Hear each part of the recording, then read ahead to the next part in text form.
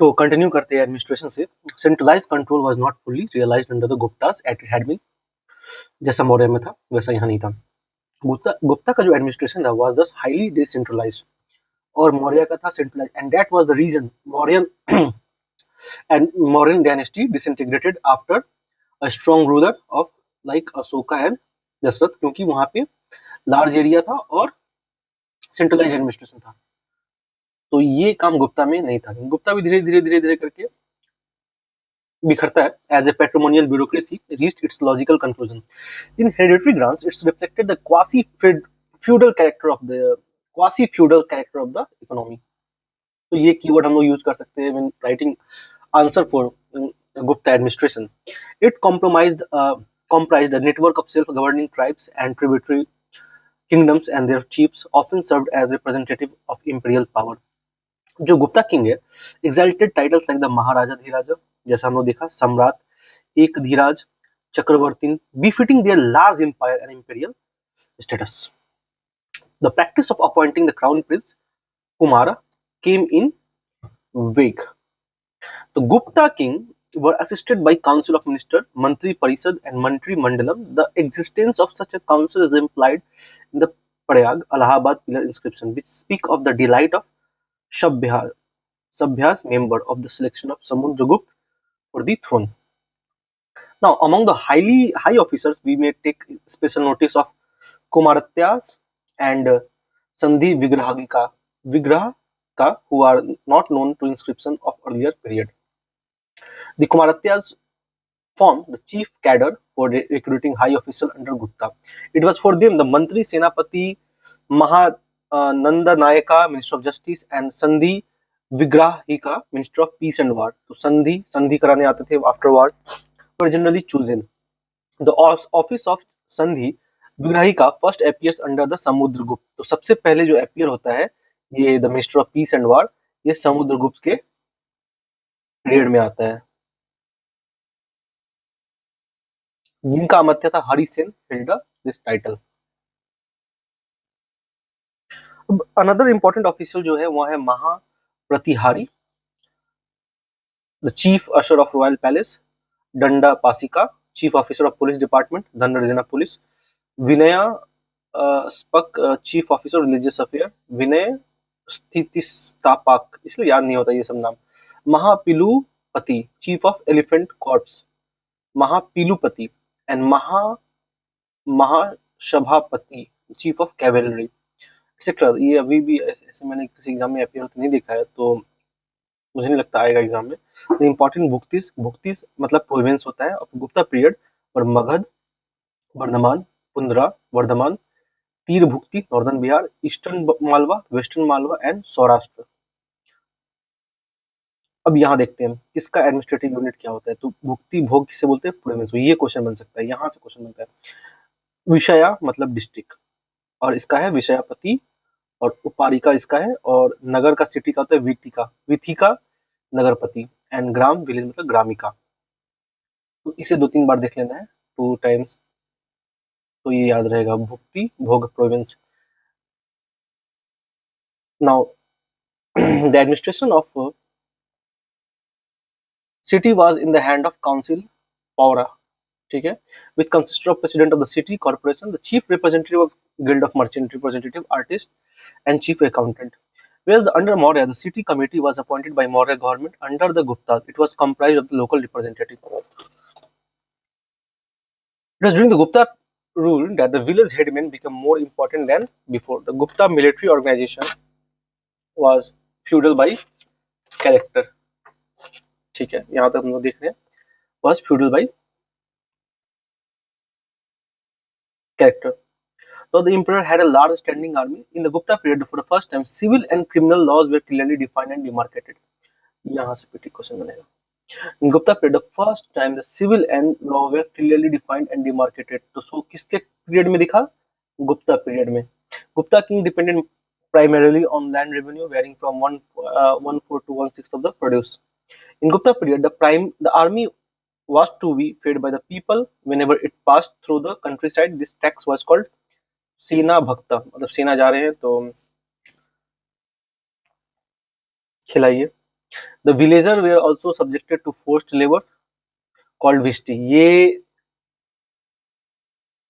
this is PYQ CSE. Vishti for serving royal army and official. The Gupta period also experienced an excess of land grants, Agrahara grants, Devgraha grants. Land grants included the transfer of royal rights over the salt and mines, which were under the royal monopoly during the Maurya period. अब society पे आते हैं हम लोग. Society है, the Varna system begins to be get modified owing to the proliferation of caste.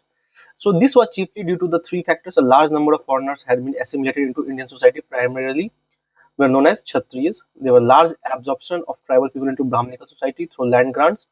The acculturated tribe were absorbed into the Sudra Varna, and the guilds of craftsmen were often transformed into a caste as a result of decline of trade and urban center and localized character of craft. The social position of Sudras seems to have improved this period. They were permitted to listen to the epics and Puranas and also worship a new god called Krishna. From our 3rd century onward, the practice of untouchability appeared to have intensified. बाहर दिख रहा था हर जगह, and the number registered a rise.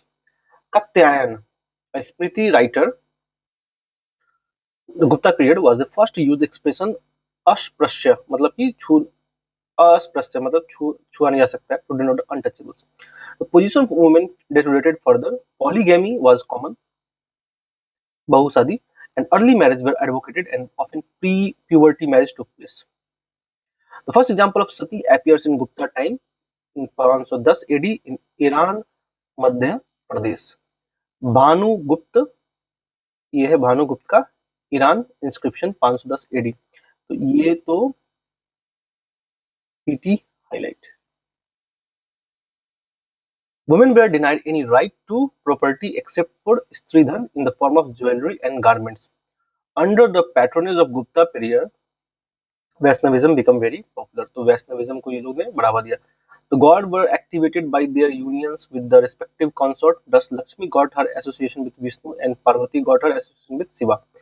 So this was a period of evolution of Vajrayanism and Buddhist tantric cult. Idol worship became a common feature of Hinduism from Gupta period onwards. Now coming to economy, यहाँ से भी बहुत question बनता है. So it is argued by many scholars that the state was the exclusive owner of land. The most decisive argument in favor of exclusive state ownership of land is in the Pahadpur copper plate inscription of Buddhagupta. From the economic standpoint, we may classify land under Gupta period 5 group में. ये भी PYQ question है. क्षेत्र, भूमिलैंड cultivable होता है. खिला, Westland कहा जाता है. खिला ऐसे याद कर सकते हैं, खिल्ली उड़ गया, बेकार है, वेस्ट है. वास्तु भूमि, हैबिटेबल लैंड, वास्तु देख के रहा जाता है, तो वास्तु हो गया भूमिलैंड. एंड चरगा भूमि मतलब चरगा मतलब चारा वारा के लिए पैस्योर लैंड. एंड अप्रहात भूमि मतलब forest land. Aprahata forest land. So the Gupta period, land survey is evident from the Puna plates of Prabhavati Gupta and many other inscriptions. An officer named Pustapal, मतलब पुस्तकों का maintain records of all land trans in the district. The Gupta issued a large number of gold coin in ancient. तो सबसे ज्यादा largest number of gold coin किसने किया? तो गुप्ता के ancient India. But in gold quantity खराब हो गया, तो quality खराब हो गया, तो Gupta coins are not as pure as Kushan's. Gupta also issued good number of silver coin for local exchange. तो हम लोग आते हैं kind of taxes. King customary share to the produce normally amounting to 1/6 of the produce paid by all cultivators. ये भाग हो गया. अब है भोग. Periodic supplies of fruits, firewood, flowers, etc. which villager had to furnish to the king. बाली हो गया. Originally it was the voluntary offering by the people to the king, but later it became compulsory during the Gupta period. It seems to be an additional and oppressive tax. Uparikara है an extra tax levied on all subjects. The Gupta period आते हैं. The Gupta copper coins are very few as compared to those of Kusan. Copper coin जो है, which show that use of money did not touch common people. Gupta period witnessed a decline in long distance trade. अब यहाँ decline हो रहा long distance trade में. Trade with Roman Empire declined after 3rd century AD. Indians merchants began to rely more heavily on Southeast Asian trade. The port of East Coast, Tambalipiti and Ghantasala and Kandura handle the North Indian trade with Southeast Asia. ये भी PYQ है.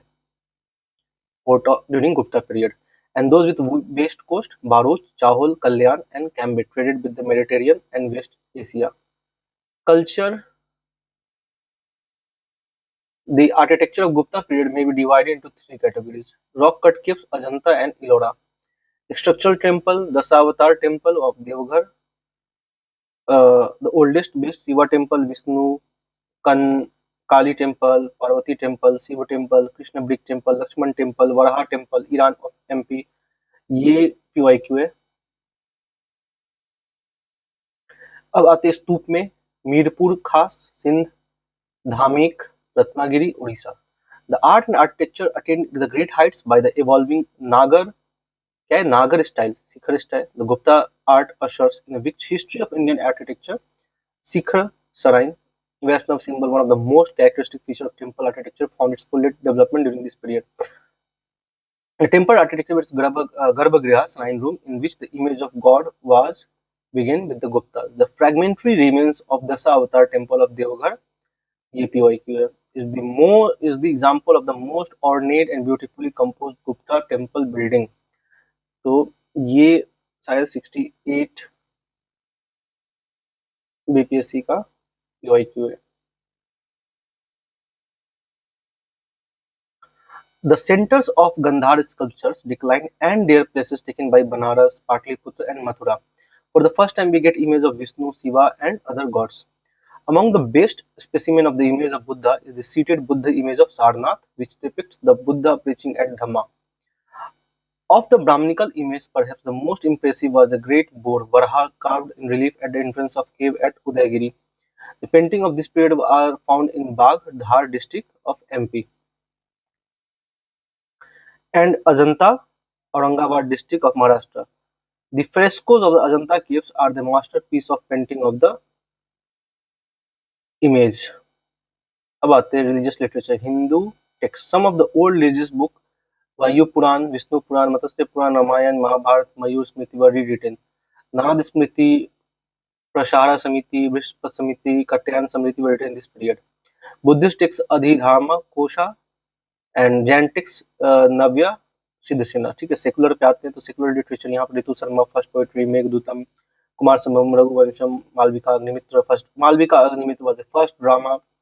Vikram Urvashi, Abhijnana Shakuntalam, Kalidas, Mudrarakshasa, Visakhapatnam, Kiratarjuniya Bharavi, ये CA PF and BPSC का PYQ है.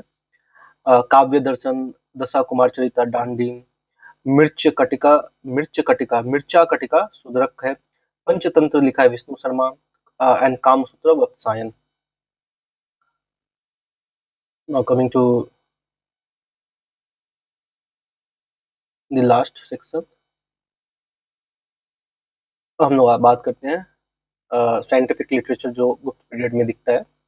वो है आर्यभट्ट का आर्यभट्टिया सिद्धांत आर्यभट्ट, ब्रह्मगुप्त, पंच सिद्धांतिका, बृहत संहिता, लघु जातिका, ब्रह्मीरा का है, अष्टांग हृदय मेडिसिन, फिर नवावंतिकम धन्वंतरी का, महास्कर लघुवंश भास्कर का, हष्ट्य आयुर्वेदा पालकप्पया. तो इसको एक दो बार रिवाइज कर लेने से मुझे लगता है एग्जाम का काम हो जाएगा. Now coming to Manu Smriti was translated in English under the Institute of Hindu Law by William Jones. तो ये जो मनी स्मृति था मनु द्वारा इंग्लिश में ट्रांसलेट किया under title of institute of Hindu law. किसने किया? तो विलियम लॉ जॉन्स ने किया. Abhijnana Shakuntalam that is recognition of Shakuntala was translated in English. तो विलियम जॉन्स यहाँ पे आपको दो बार दिखेंगे. Kalidas known as the Shakespeare of India. Mrichchhakatika the clay art love story of poor Brahmin Charudatta and virtuous courtesan Vashanta Sen is notable for its realistic depiction of city life. Kamsutra is the earliest book on sex. Brahma Siddhant Prate was translated in Arabic under the title of Sindh Hind. Brahma Siddhant was Arabic. तो सिंध हिंद बना के ब्रह्म सिद्धांत को translate किया गया Arabic में. अब इनका डिक्लाइन क्यों होता है? आर्गुमेंट. Gupta period golden. अच्छा, गोल्डन पीरियड क्यों कहा जाता है? रियलिटी है या मिथ है? तो कोई भी ग्रेट रूलर को बहुत ज्यादा हाइप कर दिया जाता है कुछ, लेकिन उतना ग्रेट नहीं. कुछ चीज तो ग्रेट होता ही है, तो उसी चीज़ को हम लोग को हाईलाइट करना है यहाँ पे कि क्या-क्या पॉजिटिव है और क्या-क्या अगेंस्ट में है। तो पॉजिटिव ज़्यादा दिखाएँगे, नेगेटिव थोड़ा कम दिखाएँगे।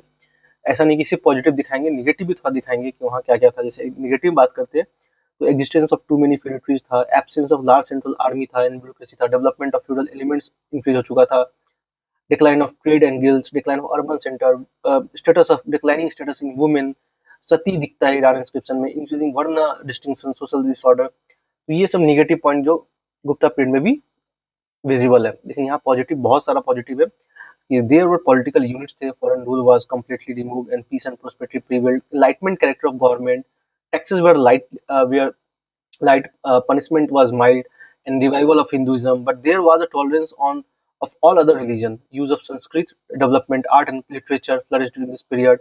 Great personages like Kalidas, Amar Sinha, Dhanvantari, Aryabhat, Brahmira lived during this period.